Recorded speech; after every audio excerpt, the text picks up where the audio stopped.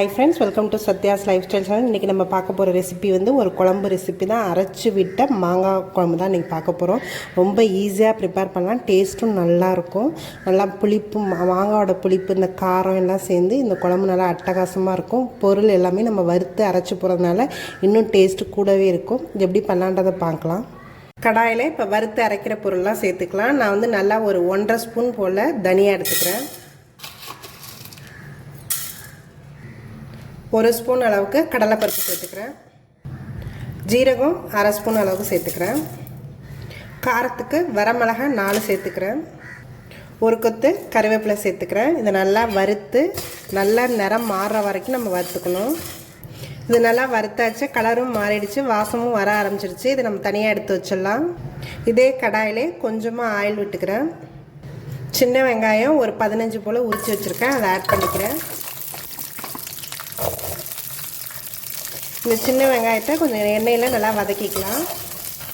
இது கூடவே ஒரு 2 ஸ்பூன் போல் தேங்காய் துருவினது சேர்த்துக்கிறேன். இதையும் சேர்த்து வதக்கிக்கலாம். இது வதங்கினது போதும், நிறுத்திடலாம். இந்த வதக்கி வச்சதோட இந்த வதக்கின பொருளையும் சேர்த்து போட்டு நல்லா மிக்சியில் மைய அரைச்சி எடுத்துக்கலாம். இது நல்லா ஃபைனாக இந்த மாதிரி பேஸ்ட்டாக அரைச்சாச்சு. இப்போ இந்த குழம்ப செஞ்சு ஆரம்பிச்சிடலாம். வதக்கின பேன்லேயே நான் கொஞ்சமாக 1 டம்ளர் போல் தண்ணி ஊற்றிக்கிறேன்.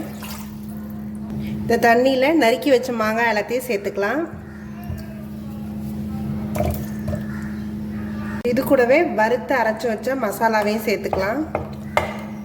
இது கூடவே கொஞ்சமாக மஞ்சத்தூள் சேர்த்துக்கிறேன். தேவையான அளவுக்கு உப்பு சேர்த்துக்கிறேன்.